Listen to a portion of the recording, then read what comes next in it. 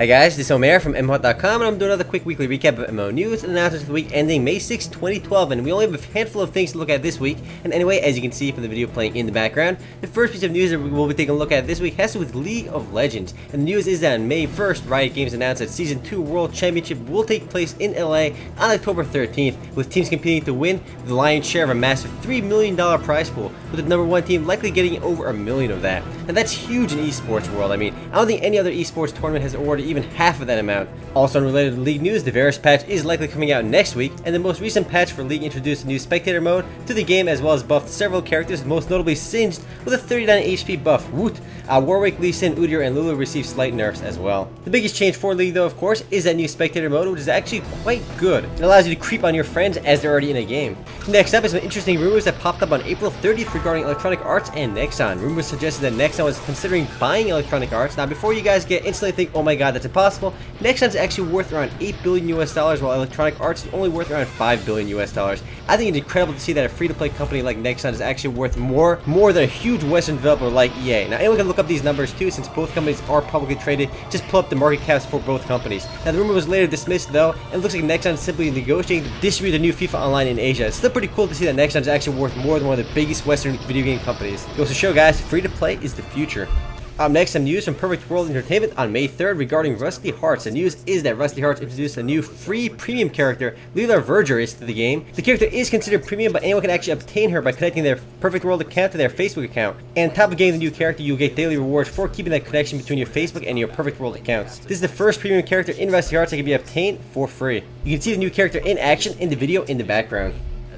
Next up, Bethesda, the company behind Elder Scrolls and the Fallout games, officially announced a brand new MMORPG, Elder Scrolls Online. They released a teaser trailer on May 4th. Unfortunately, it's not really much of a trailer, as it just shows the game's logo. It's actually more like a trailer for their logo, rather than the actual game. No word yet on whether it'll be free to play or not, but here's to hoping it will be free to play. Now, all we really know about the game is right now that it's set in the Elder Scrolls fantasy universe, and it's slated for release around the summertime of 2013. So it's still a bit away, but it's still a major franchise. Awesome to see new MMORPGs launching. And again, here's to hoping the game is free to play, but right now nothing has been announced. Up next, on May 3rd, Changyu announced a brand new free to play MMOFPS game called Renaissance Heroes. And unlike most free to play FPS games, Renaissance Heroes is all about old school arena style FPS gameplay, which I assume means the game is trying to be a bit like Quake 3 rather than all the tactical games available today. The game is set in the 16th century and will be developed by the creative minds behind Huxley, apparently, which actually isn't saying much, as Huxley never actually ended up releasing.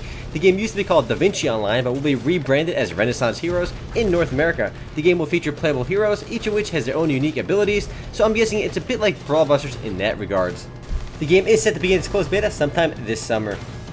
The next and last bit of news is a small update for Brawl Busters, which went live on May 4th. The update, dubbed Mission Improbable, adds a new randomly generated daily mission for players to take on. The update also adds a new item sellback system, which, as you probably guessed, allows players to sell back their old items to the store. And lastly, the update also adds automatic match balance to ensure fair, action-packed games.